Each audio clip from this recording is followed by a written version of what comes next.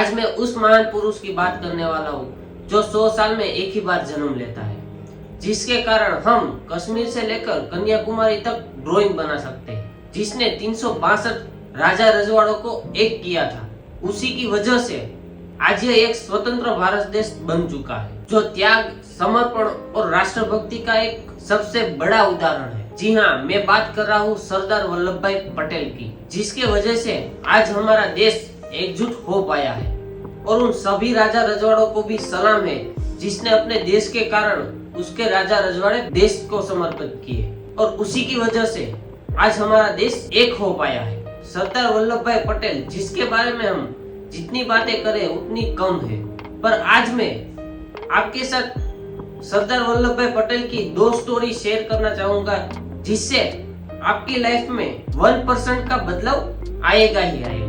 तो सबसे पहली जो स्टोरी है वो उसके बचपन की है। जब वह स्कूल में पढ़ने के लिए जाते थे, तब सभी विद्यार्थियों में वह प्रचलित थे, क्योंकि वह झूठ को नजरअंदाज नहीं करते और झट से उसका आंसर दे देते हैं। तब हुआ यूं, स्कूल के जो मास्टर थे वो डेली 15 से 20 मिनट लेट आते थे। तब वह एक लड़का गाना गा रहा था। तभी मास्टर जी आए और उसे बोले, क्यों भाई गाना गा रहे हो? सरदार जी से रहा नहीं गया और उसने कहा कि आप जब लेट ही आओगे तो हम क्या करेंगे? तो यह सुनकर वो मास्टर जी को बहुत ही बुरा लगा और वह सरदार जी को प्रिंसिपल के पास लेके गए।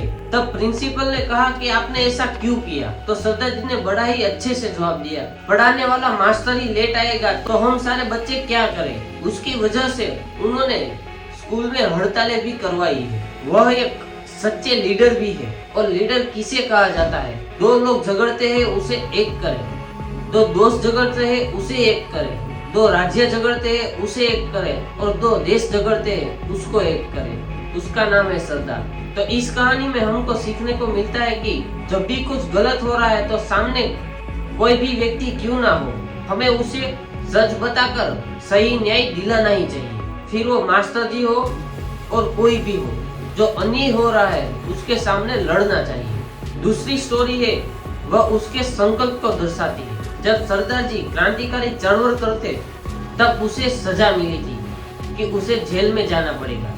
तब उसको सिगरेट पीने की आदत बहुत थी और जेल में तो सिगरेट मिल नहीं सकती। तो वह जेल के पास जाते हैं और वह दरवाजे पर खड़ा हुआ गार्ड उसे एक सिगरेट देता है। फिर सरदार जी उस सिगरेट को हाथ में लेके बोलते हैं कि अब अंदर जाने के बाद तो मुझे सिगरेट तो मिलेगी नहीं, तो मैं इस सिगरेट को पी के क्या करूंगा?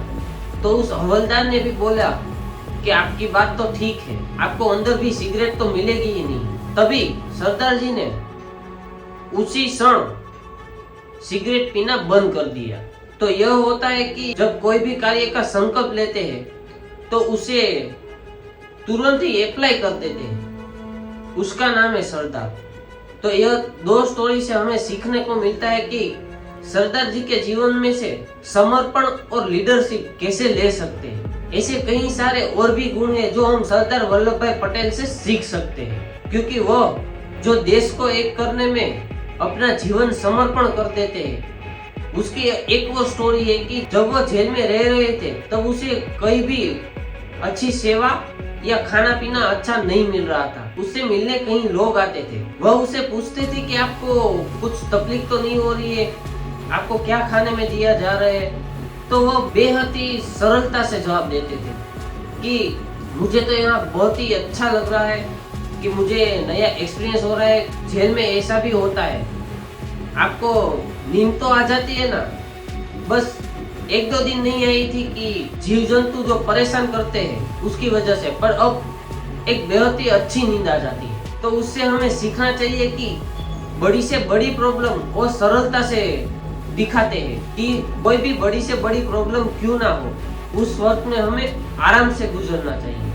अगर कोई भी बात मेरी गलत लगी हो या आपको ठेस पहुंची हो तो मैं दिल से माफी चाहता हूँ।